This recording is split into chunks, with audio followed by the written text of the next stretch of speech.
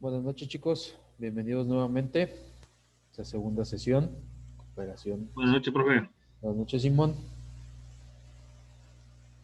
Que vamos a continuar con esta cuestión de cooperación para el desarrollo, que es la asignatura.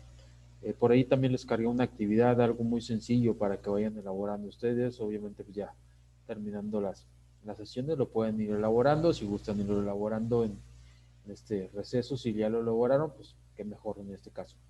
Pero pues ahí les cargué una actividad, algo muy sencillito, nada más de que mencionen, obviamente, 5 organismos nacionales o dependencias gubernamentales que regulan la situación de la cooperación para el desarrollo internamente en nuestro país. Nada más con que pongan los nombres, Secretaría de Economía puede ser uno de ellos en determinado momento, nada más pongan los nombres y ya lo suben directamente a la plataforma. Algo muy sencillo y rápido. Ok, sí, ya lo tenemos por ahí, ahorita se lo mandamos. Ok, correctísimo, muchas gracias. Ok, chicos, entonces vamos a continuar. Les voy a compartir pantalla nuevamente. De hecho, pues estuvimos comentando las cuestiones que estamos viviendo hoy en día, pues simplemente nada más es cuestión de, pues ya no sé si de acostumbrarnos o más que nada yo lo veo desde el punto de vista de adaptarnos dicen muchas cosas, a muchos estudiosos a la nueva realidad, pero pues yo pienso que es más que nada adaptarnos a un nuevo modo de vivir, más que nada en ese aspecto. O sea, sabemos de antemano que, como lo comentábamos, vivimos hoy en día en un mundo muy desechable, porque pues las mismas empresas no es cuestión de que nosotros digamos, es que yo no como sano, yo no me mantengo sano por X o Y, no, o sea, simplemente eh, las mismas empresas nos obligan a esa situación, nos obligan porque es lo único que tenemos en determinado momento, lo único que, ni modo que no comamos blanquillos o que no comamos frijol o arroz o que no consumamos tomates, cebollas, porque simplemente el hecho de que obviamente se utilizan fertilizantes o se les ponen anabólicos para desarrollar, en este caso, a los pollos o a las vacas o etcétera, muchas situaciones, pues es lo que hay, así vivimos ya. Es un mundo de consumismo realmente, porque pues ellos en determinado momento siempre van a, ya es mucho, lo que ellos externan es que pues obviamente pues es mucha población en el mundo y pues esa población demanda cada vez más alimentación y más rápido en ese sentido. Eso es lo que externan ellos. Entonces, ¿qué es lo que pasa? Tienen que acelerar el proceso, tienen que acelerar la cuestión del desarrollo pues de frutas, de verduras, de animales, de muchas cuestiones, pues para seguir vendiendo, para seguir satisfaciendo las necesidades, obviamente, pues del mundo en sí, de los habitantes de este planeta. Entonces, por eso es lo que pasa en determinados momentos en China. En China anteriormente, si ustedes han leído en esa cuestión, pues había una hambruna extrema, porque pues obviamente era de los países más que tenían una explotación demográfica muy avanzada en esa situación. Entonces, no simplemente con el hecho de sembrar, no podían combatir esa cuestión de la hambruna en China. Por eso se da esa cuestión que hoy en día es muy famosa en el mundo, que pues se comen cualquier cosa los chinos, cualquier animal lo guisan y se lo comen. O sea, una vez que liberaron esa cuestión de que podían consumir obviamente cualquier situación, cualquier animal, pues los chinos dijeron coloquialmente, pues de aquí soy. O sea, no me voy a morir de hambre si me puedo comer cierto animal o cierta fruta exótica o algún pez o alguna situación, algún ser vivo que para ellos sea comestible. Créanme que ellos lo condimentan y se lo comen por la misma reciprocidad que tenía anteriormente esa desigualdad de clases sociales y esa restricción a la comida más que nada que tenían y la explotación demográfica que vivían con anterioridad. Entonces es una evolución más que nada lo que han tenido ellos en ese aspecto. Se comen, ahora sí se comen lo que sea, lo que se les atraviesa es lo que se comen realmente los chinos en esa cuestión. Y por eso, pues muchos le atribuyen esa cuestión que el ser humano no está acostumbrado, no estaba acostumbrado a esa situación y obviamente pues como no estamos acostumbrados a comer determinado tipo de alimento, pues no creamos barreras, no creamos defensas para ciertas cuestiones. Entonces, pues que a raíz de eso, pues ha habido pandemias y lo que estamos viviendo hoy realmente, pues obviamente son opiniones. Eh, Hoy en día, ¿qué es lo que está pasando? A lo mejor también hoy en día se le está dando luz verde a la cuestión de los alimentos transgénicos, o sea, ya no son un origen normalmente natural, normal, como los veníamos, que sembrábamos, cosechábamos, ya no, ya es con cuestiones prefabricadas, eh, ya hay, como les comenté en su momento, ya hay este, lechugas transgénicas, ya hay frijol transgénico, arroz transgénico, carne transgénica, Ahí pollo. venden un arroz plástico los chinos, porque no sé si una vez lo vio, Sí, que, sí, sí. que lo guisaban y era otro rollo, pero era puro arroz plástico.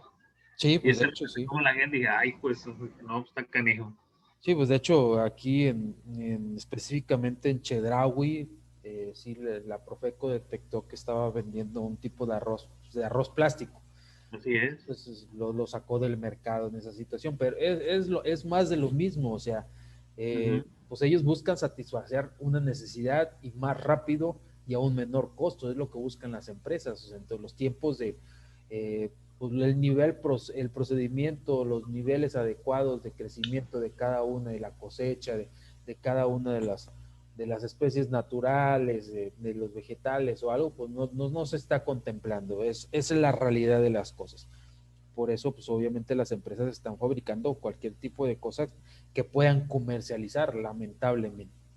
Entonces, eso es ocasionado también que pues, nuestro sistema pues se vaya deteriorando, el sistema inmunológico también vaya incrementando y pues hoy en día una gripe o algo, pues sí nos pegue mucho, muy, muy fuerte en este caso.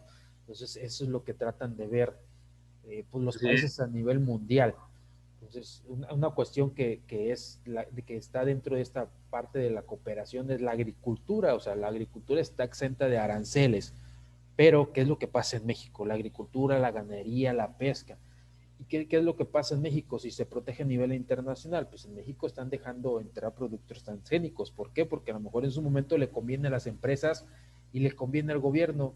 Y pues el gobierno dice, ok, en lugar de apoyar la agricultura, la ganadería, pues me ahorro ese dinero y pues o apoyo otras situaciones o en determinado momento no los apoya y pues realmente lo que pasa, pues se lo transan. Sí. Eso es realmente el mundo en que vivimos. Dice, pues, Este presidente no le dio apoyo al campo, sí, no, de hecho sí, pues el se campo, quitó. Así es. eh, a unos años, yo creo ya desde Peña Nieto, ya los apoyos al campo, a la pesca, a la Disminuyeron. agricultura, a la ganadería, realmente está muy desolada esa situación. Si todavía existen algunas cuestiones esas, es más que nada por el sentido de que pues internamente ellos con su mismo capital siguen sobreviviendo, porque esa es la palabra Así es. realmente. Entonces, lo vemos, sí, ok, sí existe una cooperación para el desarrollo, sí existe un mundo globalizado, pero también estamos descuidando la parte interna, la parte nacional, las empresas nacionales de cada uno de los países. Dice, ok, si México no produce carne, no apoyo a la ganadería, pues ¿qué es lo que hago? Importo carne de Estados Unidos, no me importa, o importo carne de Holanda o leche de lácteos de Holanda, etcétera, etcétera. Entonces se está perdiendo esa cuestión, no estamos siendo autosustentables en esa relación. Y es lo que está pasando, pues para prejuicio, no está siendo beneficiados esa parte de globalización, pues tiene sus ventajas y sus desventajas también, y una de las ventajas es esa precisamente. En determinado momento también, pues a lo mejor la agricultura en México, si no es por inversión extranjera, pues no va a sobrevivir. La ganadería también, ¿por qué? Porque dice el gobierno, pues a mí me interesa más que me paguen aranceles eh, importando ganado que, Claro. que yo apoyar a la agricultura, en determinado momento apoyar a la ganadería. Entonces, Uh-huh. es cuestión de pues de intereses más que nada aquí en ese aspecto. Así es.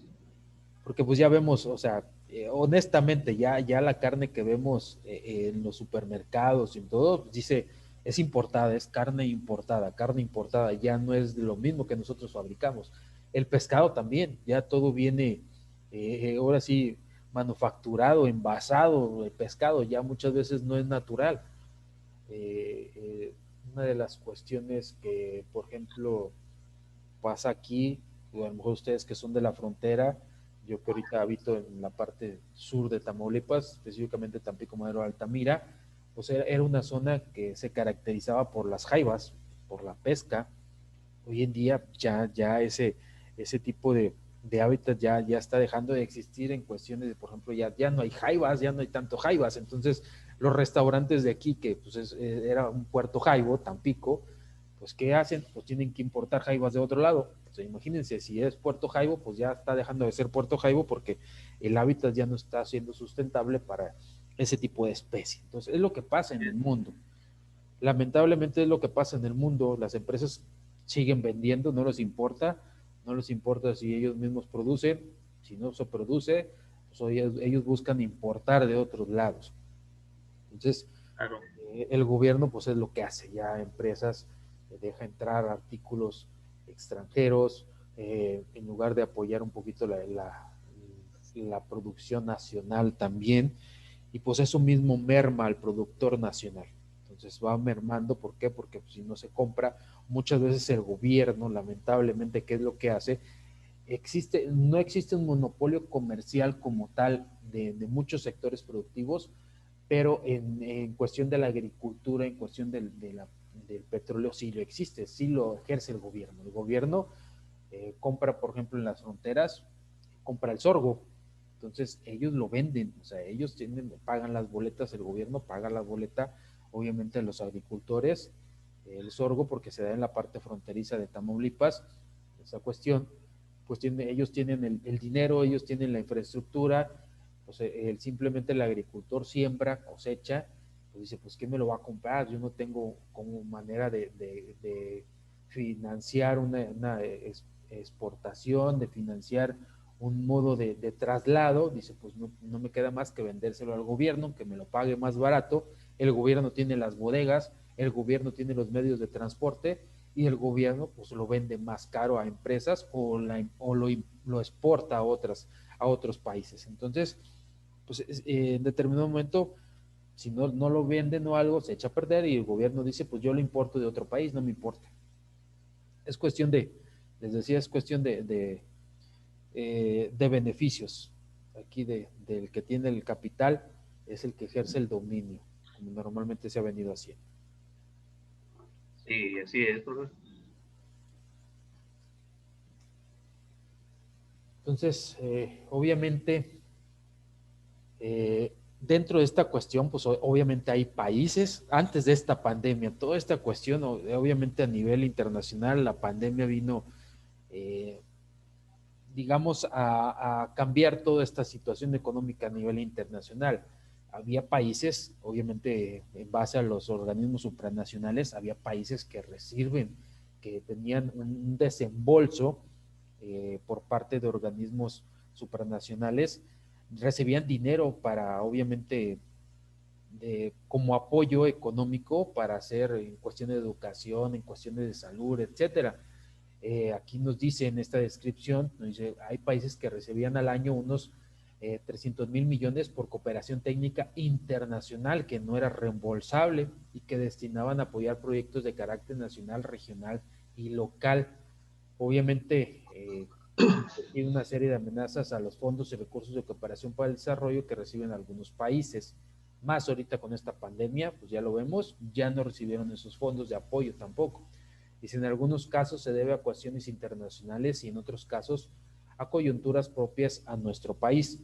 Dice, el paso a la categoría de país de renta media ocurre cuando su renta per cápita oscila a la frontera de los $2,000 por persona y se los lleva paulatinamente a dejar de ser receptores de cooperación no reembolsable y a convertirse cada vez más en candidatos a recibir solo cooperación reembolsable. Entonces, si tienen un ingreso per cápita persona de $2,000, en este caso, pues no van a recibir una cooperación, un apoyo monetario que en determinado momento fuera reembolsable, sino que van a ser sustentos a una cooperación, sí, a unos préstamos que en determinado momento va a decir algún fondo monetario internacional, me lo tienes que reembolsar. A lo mejor con un interés o con una u otras prestaciones, pero en determinado momento pues es reembolsable.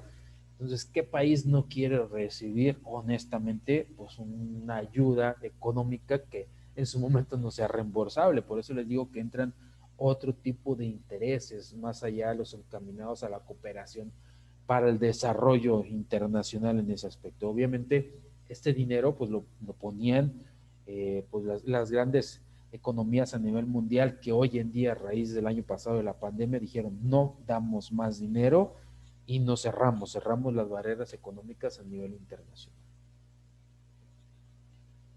También tenemos modalidades de cooperación.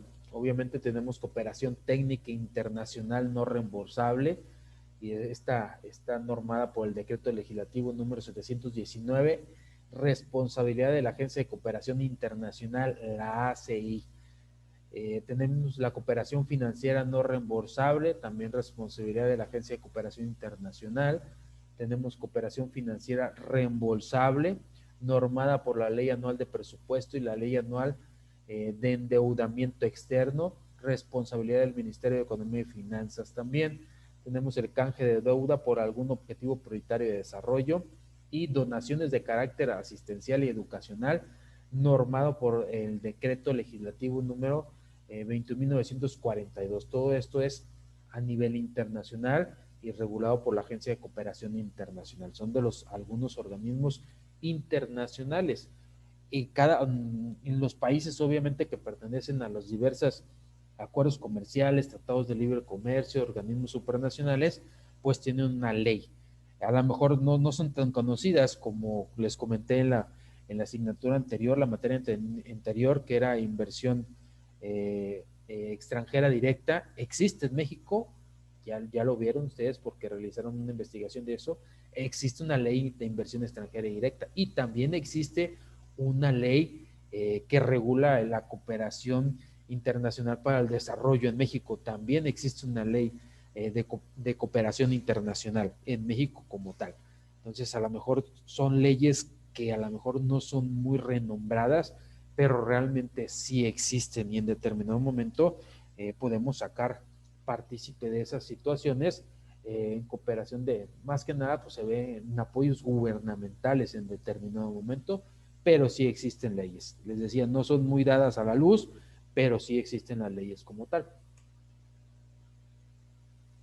Ok, ¿a qué nos referimos con la cooperación técnica internacional no reembolsable? Nos dice que la cooperación internacional no reembolsable es un mecanismo complementario a los esfuerzos del Estado dirigido a mejorar la calidad de vida de las naciones a través del aumento de las capacidades humanas y el aseguramiento de acceso equitativo de oportunidades de desarrollo dentro de un marco de objetivos nacionales. Dice, el empleo óptimo de la cooperación internacional no reembolsable demanda lograr máxima concordancia entre la cooperación y los objetivos nacionales de desarrollo.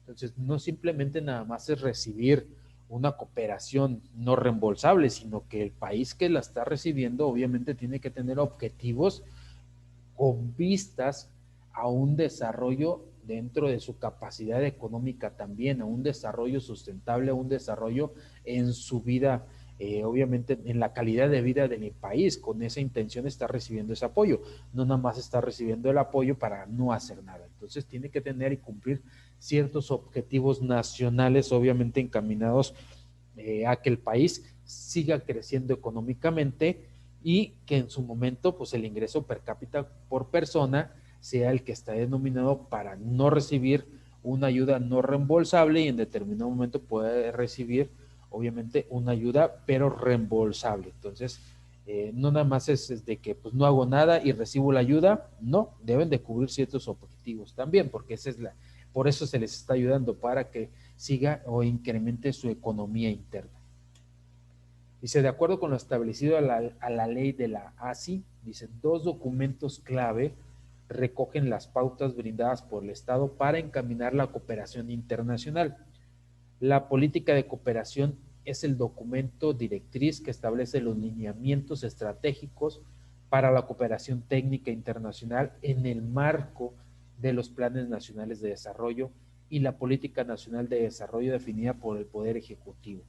Dice, el plan anual de cooperación establece las prioridades específicas a nivel temático y territorial que atienden prioridades de corto y mediano plazo y consolida el plan de oferta y el plan de demanda. Entonces, como ustedes ven, sí existe una ley de cooperación internacional regida por la ASI y en donde entran las políticas de cooperación y existe un plan anual de cooperación que tienen que realizar los diferentes países, así como existe un plan anual de ingresos y egresos, que es lo que a veces nos vamos, obviamente nos capta mayor atención porque pues obviamente nos pega directamente en el bolsillo, por eso estamos atentos a la cuestión de ingresos y egresos de muchas veces de la cuestión del gobierno, porque pues obviamente a ellos dicen voy a hacer la ley de ingresos, directamente lo asimilamos o se asimila pues obviamente con las contribuciones, de dónde más va a sacar dinero el gobierno, si no es con las contribuciones obviamente de personas físicas y personas morales. Entonces, muchas veces yo ponía en tela de juicio si es benéfico que realmente nos aumenten el salario, que se aumente el salario mínimo, si tarde o temprano o va a la par de un aumento, por ejemplo, del IVA o del ISPT también en su momento, o de otros impuestos, o sea, realmente nos aumentan, pero pues obviamente pues el que sale ganando en ese aspecto pues también es el gobierno porque incrementa IVAs, incrementa el ISR, incrementa el ISPT también, entonces ellos también ganan al momento de incrementar el salario. Obviamente le pegan directamente a las empresas porque pues las empresas son las que pagan en su momento el salario de cada una de las personas. Si son privadas, obviamente pues son las empresas las que tienen que pagar una remuneración, pero pues aumenta el salario, pero pues el gobierno, pues los contribuyentes somos los que estamos pagando los impuestos en determinado momento. Entonces, es más que nada por esa situación que nos vamos un poquito más a la cuestión eh, de las leyes o la cuestión de los planes anuales directamente de ingresos y egresos, pero sí existe este plan anual de cooperación también que se realiza obviamente porque hay ciertas cuestiones, países que reciben obviamente dinero para ayudar en este caso a la su economía o ayudar en este caso a alguna cuestión de investigación o cuestión de educación o de infraestructura, etcétera, etcétera, entonces reciben ayuda por esa cuestión. En determinados países, por ejemplo, hay áreas o hay lugares que están, que a lo mejor son resguardados o en su momento son patrimonio de la humanidad y no nada más porque sí, también reciben apoyo de organismos internacionales una vez que obviamente se declaran como patrimonio de la humanidad también para seguir manteniéndolos así. No nada más es de que, ok, sí, soy patrimonio de la humanidad, a lo mejor ciertas ruinas o ciertas, obviamente, en cuestión de arquitecturas de civilizaciones pasadas, pues no nada más es porque diga la UNESCO, determinado la UNICEF o alguno de los organismos internacionales dice, ok, lo que declaro patrimonio de la humanidad, reciben ayuda monetaria para seguir manteniendo en esa situación. Pueblos mágicos también, patrimonios de la humanidad, también reciben un apoyo monetario. Entonces, todo esto entra en esta cuestión del plan anual de cooperación.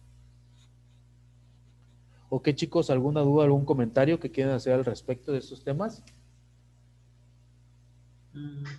No, profe, todo bien.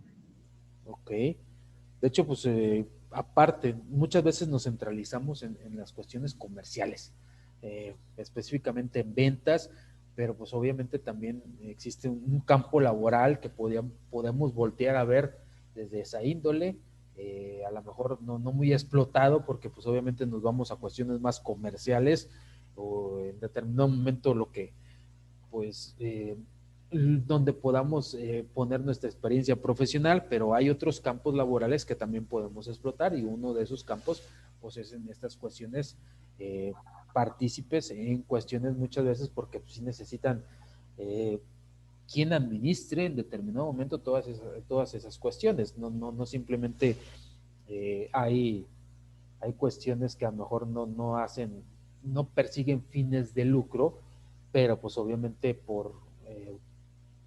tienen que utilizar obviamente servicios profesionales, pues también se recibe una remuneración económica. No persigue fines de lucro, no hay instituciones no lucrativas, pero sí pagan en su momento también por el servicio profesional que estamos ejerciendo, o sea, sí pagan por el trabajo que en determinado momento podamos realizar. Claro. Ok, hay 7 principios maestros para orientar la cooperación de un país. El primer principio es el liderazgo. Dice, el país debe ser responsable de definir sus propias políticas y estrategias de desarrollo.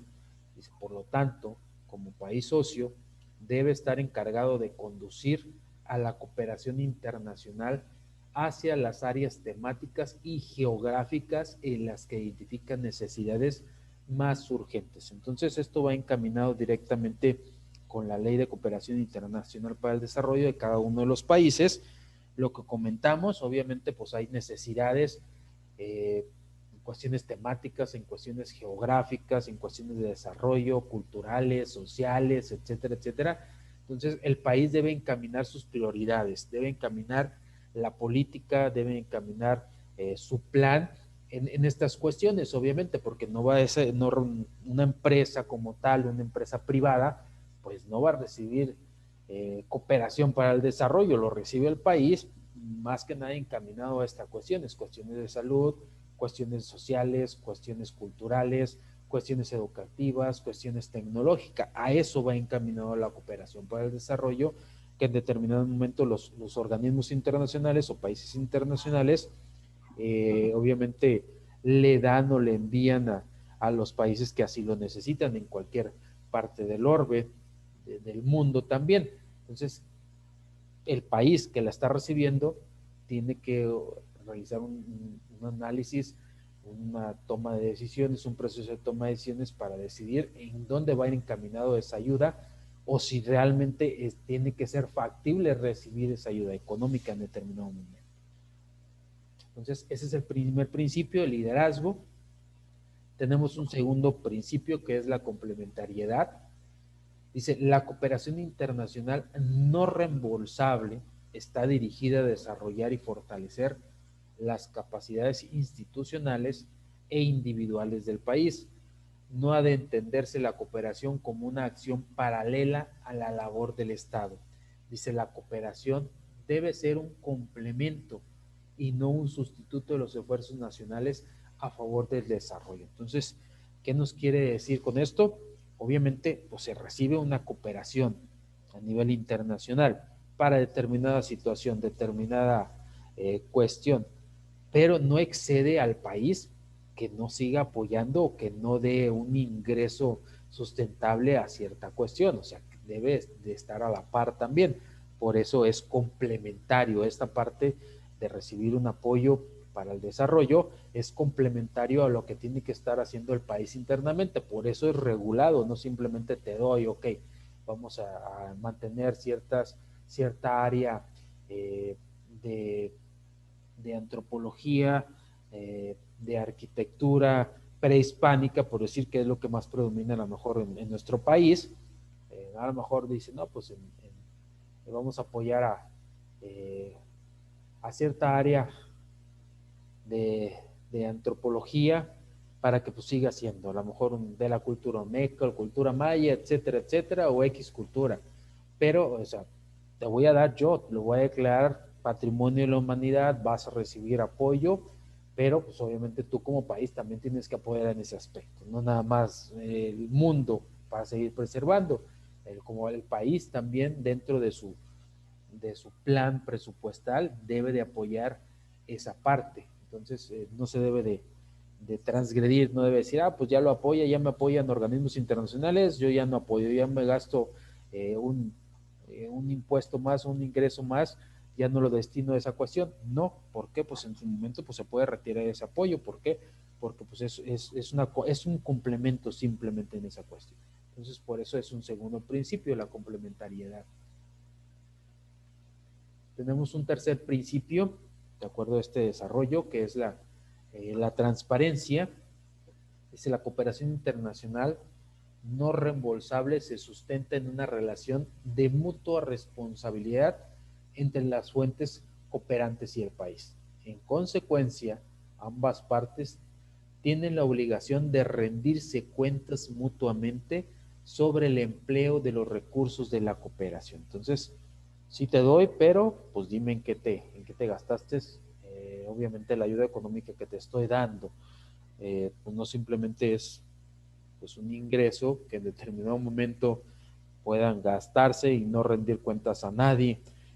Aquí obviamente más que rendir cuentas íntegramente nacionalmente, pues obviamente sí se la tienen que rendir a la persona o a las personas o al grupo de entidades federativas que estén regulando esa situación.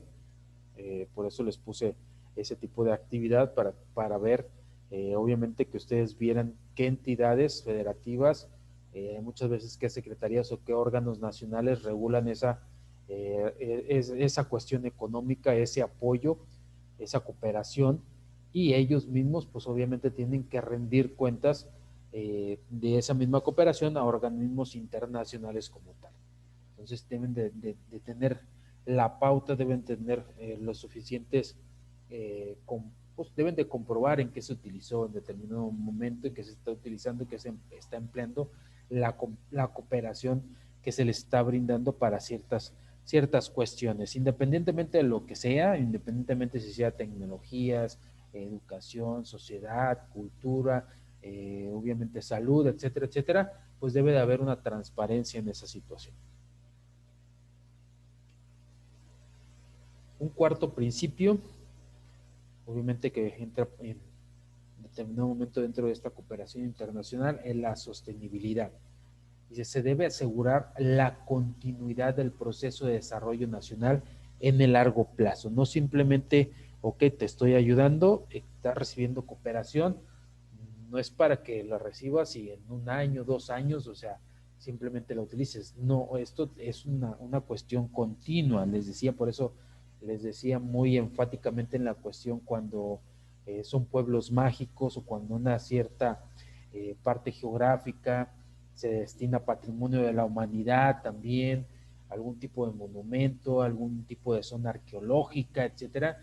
Entonces debe de haber una continuidad en este proceso. No simplemente es de un año, de unos meses, no. O sea, debe de ser una cuestión sostenible, por eso deben de cumplirse los otros principios de liderazgo, obviamente deben cumplirse la complementariedad, la cuestión de transparencia, en qué lo están utilizando, todos esos principios también van en la cuestión de sostenibilidad. ¿Por qué? Por lo que te estoy ayudando debe eso es sostenible, te estoy apoyando para que obviamente lo sigas implementando y se siga desarrollando con el paso de los años, no simplemente es temporal. Entonces debe ser a largo plazo esta cuestión. Un quinto principio, refiriéndose al mismo tema de cooperación, es la búsqueda de resultados eficaces. Dice que las intervenciones apoyadas por la cooperación deben buscar alcanzar metas concretas y comprobables. Se debe evaluar y monitorear periódicamente su avance.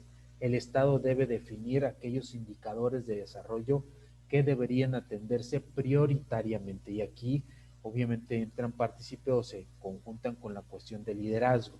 El Estado define qué es lo que tiene prioridad, qué es lo que se va a hacer primero, en qué se va a invertir, a qué se le va a dar al apoyo, etcétera, etcétera, para que cumplan obviamente pues los demás requisitos en cuestión y que nos dé resultados pues que se puedan comparar, que sean resultados cualificables y cuantificables en determinado momento. A eso va a dar la reciprocidad en cuestión de resultados eficaces, que se vea el avance, que se pueda analizar periódicamente en qué se está utilizando ese apoyo, ese tipo de cooperación, que se pueda evaluar y que se pueda monitorear en determinado momento. Entonces, por eso es importante que se definan en base un plan estratégico y que se pueda monitorear, que se pueda supervisar, que se pueda controlar y que nos dé resultados obviamente constantes y sonantes en qué se está utilizando esa cooperación. ¿Duda, chicos? ¿Comentarios hasta aquí en cuanto a estos temas? No, profe. ¿Ninguno? Ok, entonces continuamos. Tenemos un sexto principio, que es la eficiencia. Entonces, nos dice que los recursos, tanto humanos, técnicos, económicos, provistos por la cooperación, deben dirigirse hacia los fines en que produzcan resultados de la forma más eficiente.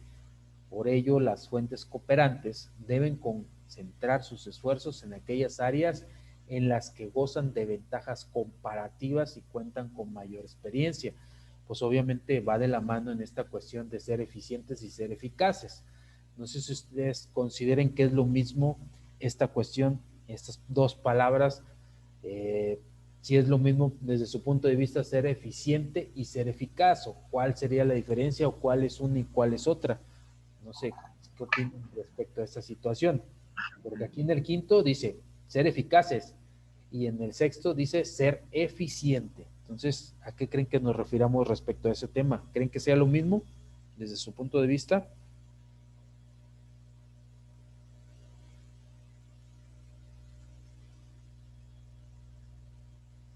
¿Para ustedes serán lo mismo ser eficientes y ser eficaz o creen que habrá una diferencia?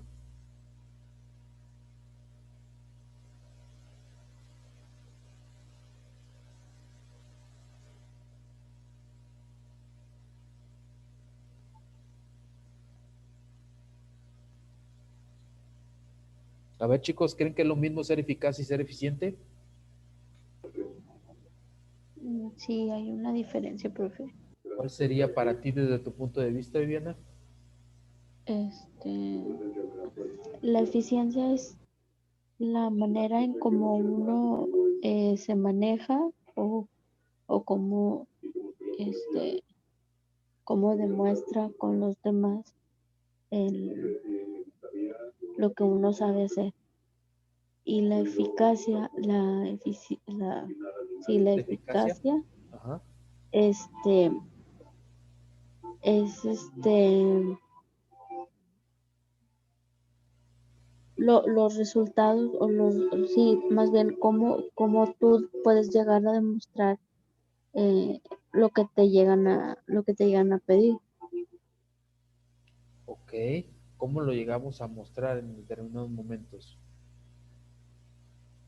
Ok, muchas gracias. ¿Alguien tiene alguna otra diferencia, chicos, desde su punto de vista? Si es lo mismo o realmente hay una diferencia entre ser eficaz y ser eficiente.